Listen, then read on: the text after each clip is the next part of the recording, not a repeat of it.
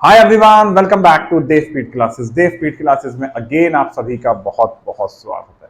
बच्चों, आज की इस वीडियो में अगेन हम डेप्रिसिएशन चैप्टर को कंटिन्यू करेंगे।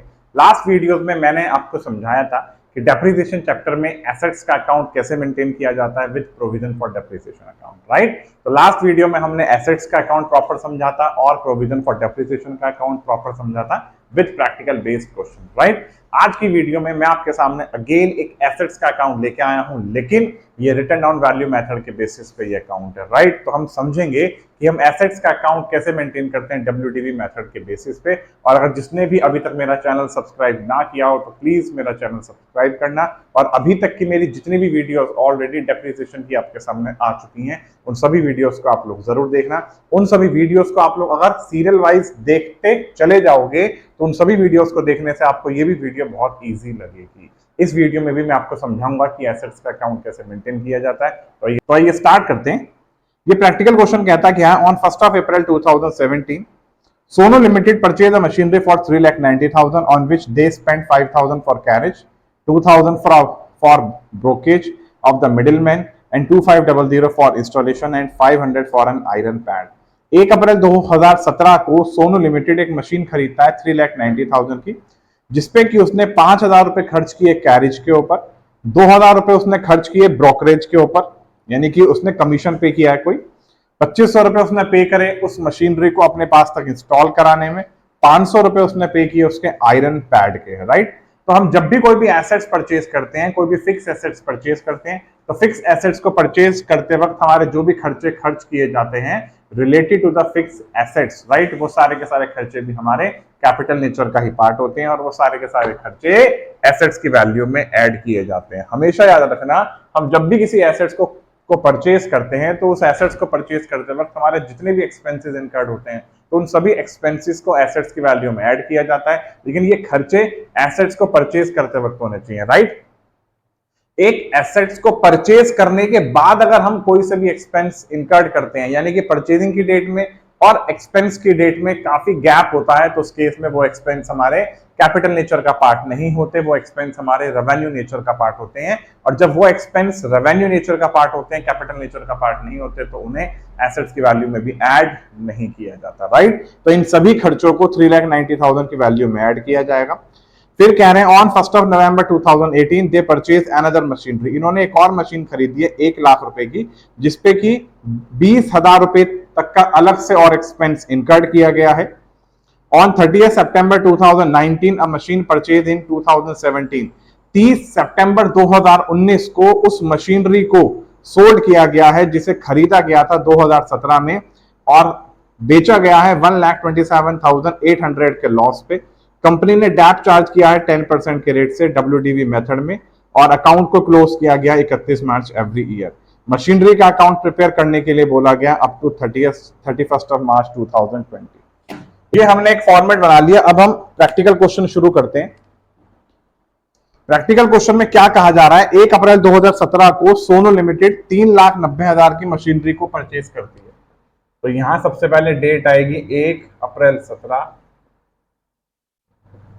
टू बैंक अकाउंट 3,90,000 की तो एसेट्स परचेज हुई है, उस पर अलग से जो पैसा खर्च हुआ है 5,000 का एक्सपेंस एक इनकर्ड हुआ है, 2,000 का एक है, 2,500 का एक है और 500 तक का एक्सपेंस एक है। तो 3,90,000 की एसेट्स पे अलग से 10,000 तक का एक्सपेंस इनकर्ड हुआ है, तो यहां वैल्यू आ गई 4 लाख। फिर यहां डेट कौन सी आती है, अगर एक ईयर को स्टार्ट किया गया अप्रैल 17 में तो ईयर एंड की डेट आएगी 31 मार्च 18। लेकिन डेट डालने से पहले ये चीज जरूर चेक करना कि 31 मार्च 18 से पहले एसेट्स को बेचा तो नहीं गया, एसेट्स को सोल्ड किया गया है नेक्स्ट वो कौन से ईयर में जाके, थर्ड ईयर में जाके।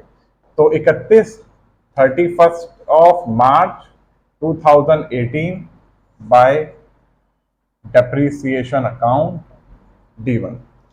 डैप का रेट क्या है, 10% का रेट है डब्ल्यूडीवी मेथड के बेसिस पे। 4 लाख का 10% 40,000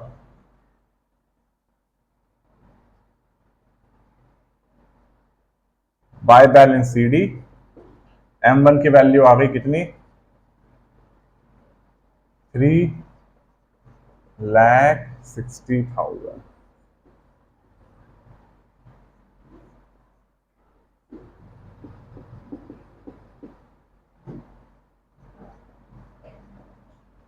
आगे चलते हैं नेक्स्ट ईयर के लिए। ये बैलेंस भी 31 मार्च 18 के लिए माना जाएगा।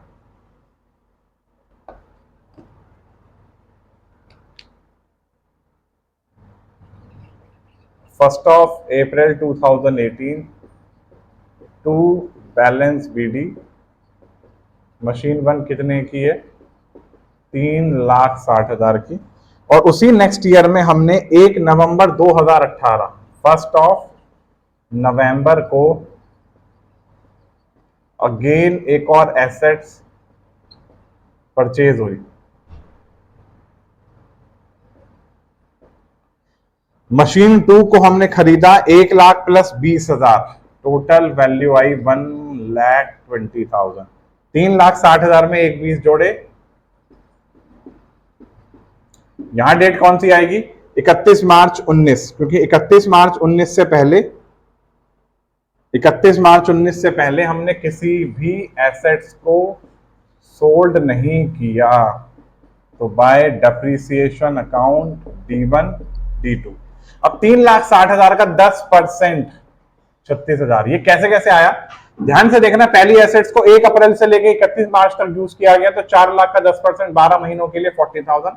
नेक्स्ट ईयर पे आ जाओ, रिटर्न डाउन वैल्यू मेथड में क्या होता है, ये जो वैल्यू बचती है, जो ये लास्ट ईयर हमारी क्लोजिंग वैल्यू बची थी, इसी को ही बोला जाता है रिटर्न डाउन वैल्यू।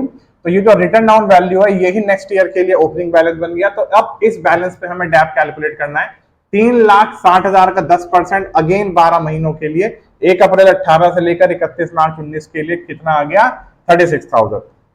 एक और एसेट्स खरीदी गई है 1,20,000 की, कब परचेज हुई है? नवंबर को।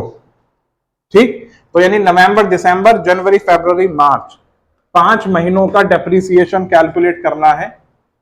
1,20,000 का 10% इंटू 5 डिवाइड बाय 12 कितना आया? 5,000। ये आ गया 41,000।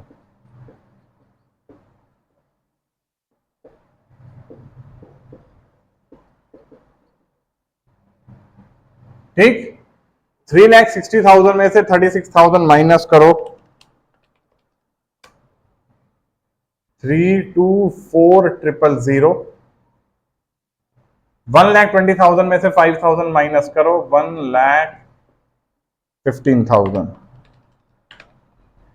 4,39,000 account close.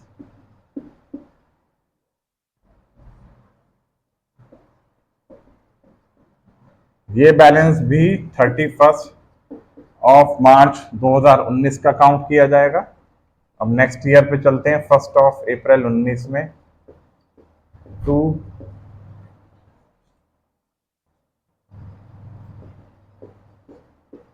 Balance BD M1 M2। M2 की वैल्यू है 1,15,000, 4,39,000। अब हम उस ईयर में पहुंच चुके हैं जिस ईयर में एक एसेट्स को हमने बेचा था। बेचा कब है? 30 सितंबर 2019 को। तो हमेशा याद रखना, उस ईयर में पहुंचने के बाद जब एक एसेट्स को बेचा जाता है तो हमेशा वही डेट लिखी जाती है जिस दिन बेचा गया है। सितंबर कौन सा महीना होता है?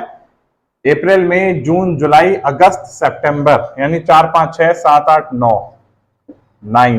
तो 30 सितंबर 2019 यहां आता है सबसे पहले क्या? By bank account cell. यहां हमारे सामने क्वेश्चन में लॉस गिवन है, बाय डैप। पहले तो इसका लिखते हैं डेप्रिसिएशन, बाय डैप D1, क्योंकि हमने फर्स्ट एसेट्स को सोल्ड किया है, जिसे खरीदा था, जिसे परचेज किया था 2017 में। तो यहां डैप आ गया। बाय P&L अकाउंट लॉस कितना दिया हुआ है? 1,27,800। 127800। अब यहां हम वर्किंग नोट में कैलकुलेट करेंगे सेल की वैल्यू।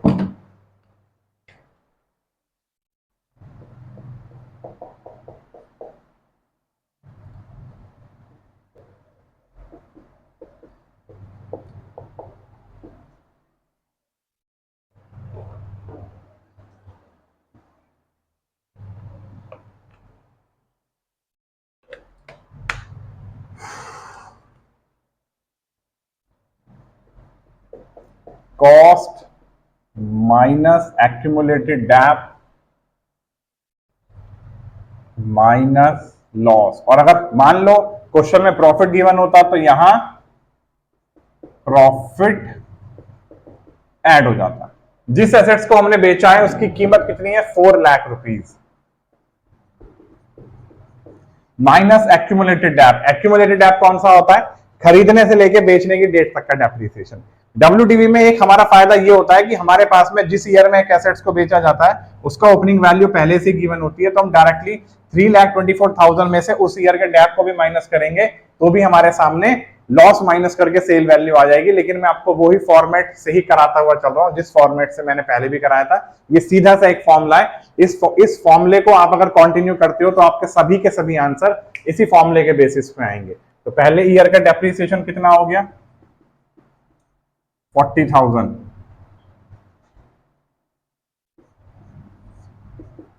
सेकेंड ईयर का डेप्रिसिएशन हो गया 36,000।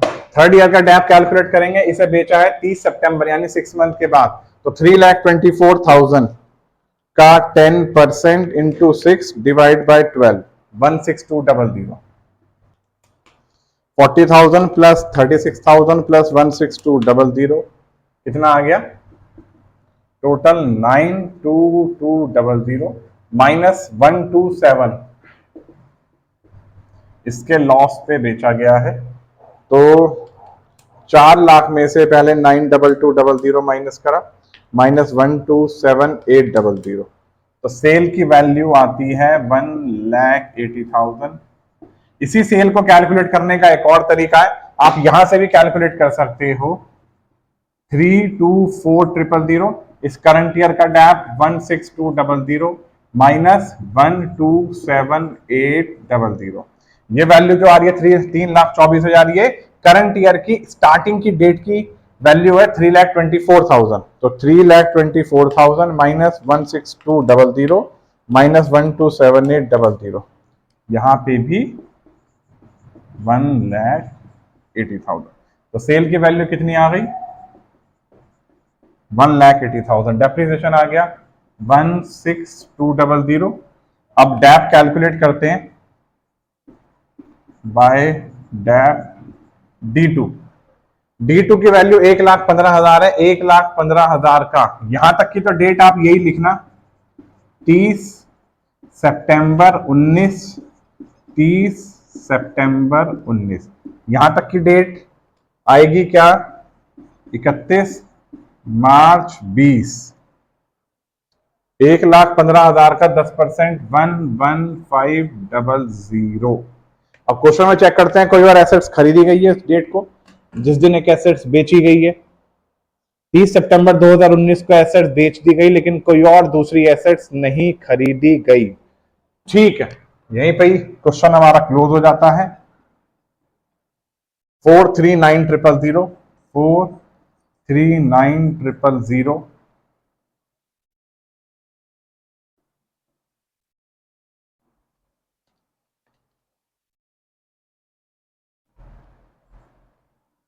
Minus 1,80,000 16200 127,800 minus 11500। आंसर आ गया बाय बैलेंस CD 103500 103500, बिल्कुल सही।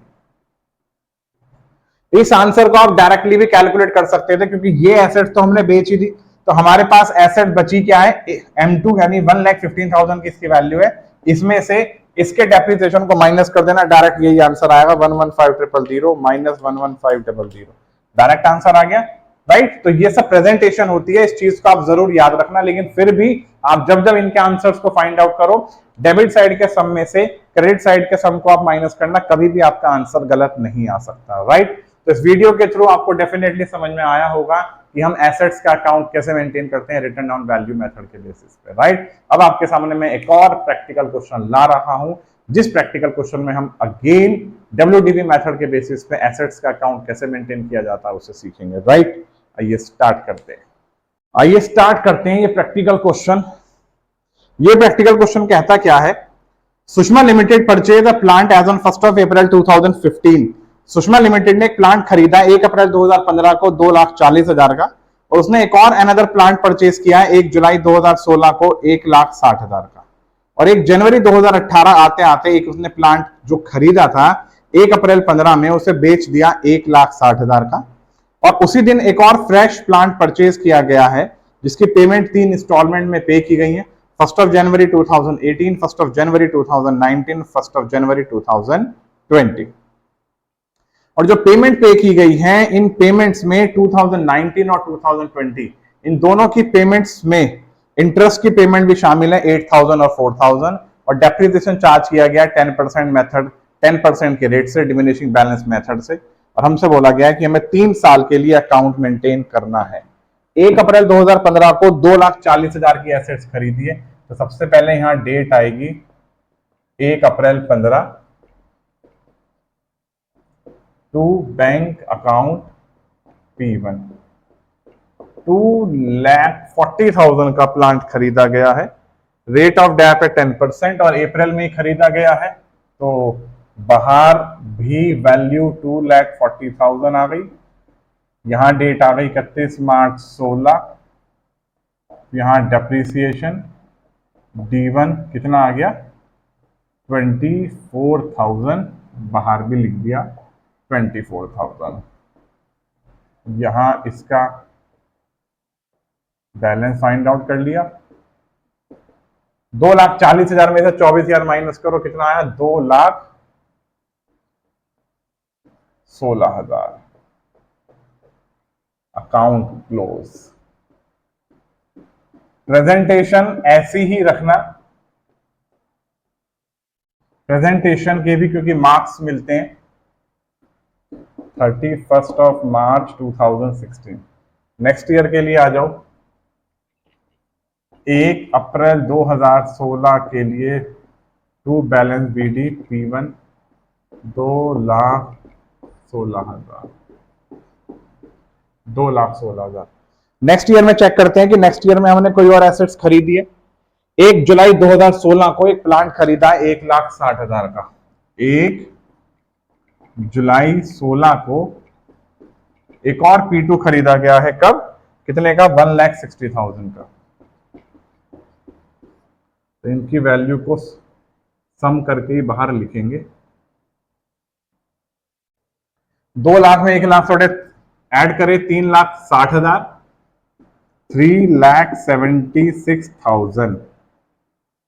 अब इस ईयर में किसी एसेट्स को बेचा नहीं गया, तो यहां डेट कौन सी आएगी 31 मार्च 17, बाय डेप्रिसिएशन D1 D2।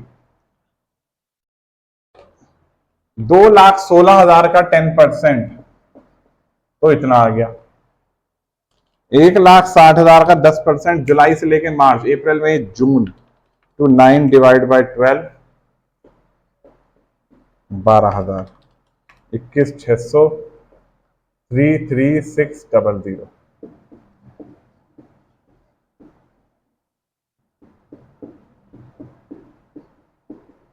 2,16,000 में से 21,600 माइनस करो 1,94,400।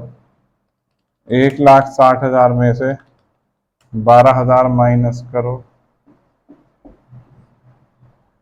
कितना आ गया 1,94,400। कितना बैलेंस आ गया 3,4,24,00। 3,76,000।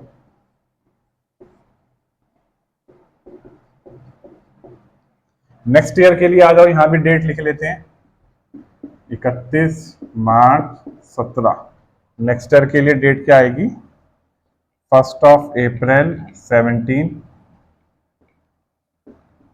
To balance BD P1 P2 19440 14800 342400। अब हम उस ईयर में आ गए जिस ईयर में एक एसेट्स को बेचा गया है। कब बेचा गया है 1 जनवरी 2018। इस ईयर का एंड होगा 31 मार्च 18। तो 31 मार्च 18 से पहले ही डेट आ गई 1 जनवरी 2018। 1 जनवरी 2018।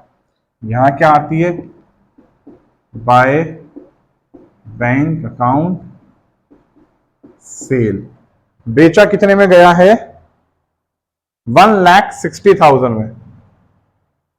1,60,000 में।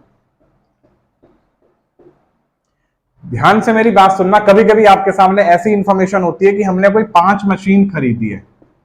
ध्यान से देखना, 5 मशीन परचेज की गई है at the rate of ₹50,000 each. तो उनकी वैल्यू हो गई 2.5 लाख रुपए की। ठीक, इस 2.5 लाख में से एक मशीनरी का हमारा एक्सीडेंट हो गया, राइट। इसे मशीन छोड़ो, इसे ट्रक ले लो, सबसे अच्छी बात है। मशीन का क्या एक्सीडेंट होगा, राइट। 50,000 के भी ट्रक नहीं आते, ये बात भी सही है। 5 लाख ले लेते हैं तो ये बन गया 25 लाख। 5 लाख के भी ट्रक नहीं आते, कोई बात नहीं, लेने में क्या जा रहा है, राइट। तो यानी कि 5 लाख का एक ट्रक हमारा, उसका एक्सीडेंट हो गया और एक्सीडेंट होने के बाद हमें उस ट्रक से, उस एक्सीडेंट से क्लेम रिसीव हुआ है 3,50,000 का। तो ऐसे वाले केस में जब किसी एसेट्स का एक्सीडेंट हो जाता है, एसेट्स डिस्ट्रॉयड हो जाती है और वो एसेट्स हमारी इंश्योर्ड होती है, तो उससे उस एसेट्स के ऊपर इंश्योरेंस कंपनी से जो हमें क्लेम मिलता है, तो यहां पे वो सेल के प्लेस पे वो क्लेम की वैल्यू आ जाएगी। ये मैंने इसलिए बताया। कभी कभी क्वेश्चन में ऐसे भी आ जाते हैं कि एक्सीडेंट हो गया, हमें क्लेम मिल गया, तो यहां जहां पे हम सेल लिखते हैं उसी को ही बाय बैंक अकाउंट के नाम से यहां पे आप क्लेम का अमाउंट लिख देना। ठीक, अब हमने जो एसेट बेची है वो हमने फर्स्ट एसेट्स को बेचा है, 1 जनवरी 2018 को बेचा है, तो उसका डेप्रीसिएशन भी लिखो बाय डैप D1। डैप लिखने के बाद इसका वर्किंग नोट में प्रॉफिट या लॉस निकाल लो। कैलकुलेट प्रॉफिट या loss. Cost minus accumulated dep minus sale. इसकी कीमत कितनी है 2,40,000। उस एसेट्स के ऊपर अभी तक का एक्यूमुलेटेड डैप कितना है 24,000, 21,600।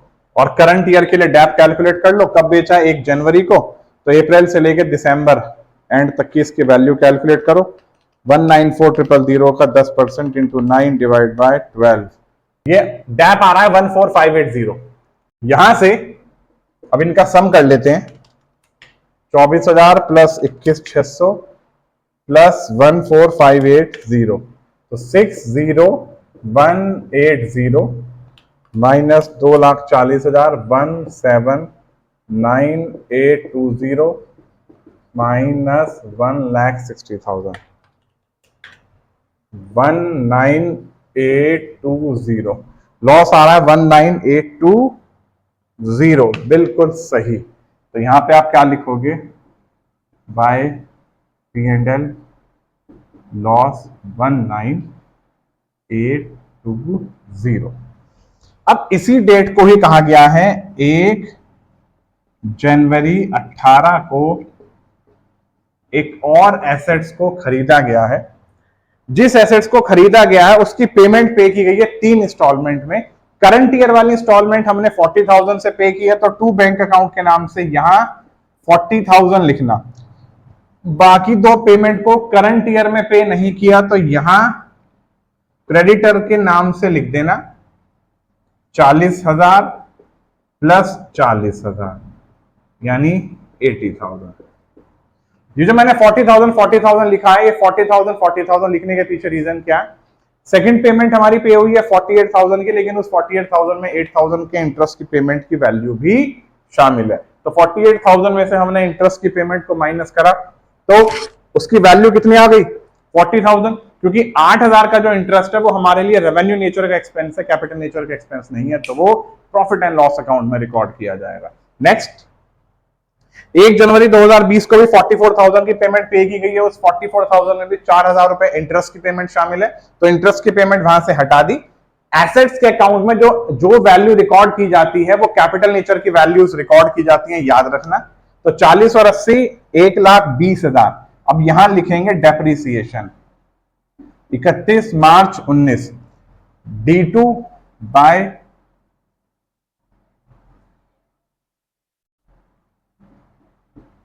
Depp D2 D3। D2 का डेप्रिसिएशन कितना आ गया? 14800। और इसका डेप कितना आ गया? 1,20,000 का 10% 3 महीनों के लिए। इसका डेप आ गया 3,000। टोटल डेप आ गया 17800। अकाउंट करते हैं क्लोज। P1 को तो बेच दिया गया 342400 प्लस 120 462400 462400 माइनस करते हैं सेल की वैल्यू 14580 माइनस करते हैं 19820 माइनस करते हैं 17800। आंसर आ रहा है 250200। 250200 बिल्कुल एग्जैक्ट सही आंसर है। By balance CD 250200। यहां डेट यही आएगी, यहां डेट यही आएगी। तो इस प्रैक्टिकल क्वेश्चन के थ्रू भी आपने डेफिनेटली समझा होगा कि हम एसेट्स का अकाउंट कैसे मेंटेन करते हैं रिटर्न ऑन वैल्यू मेथड के बेसिस पे।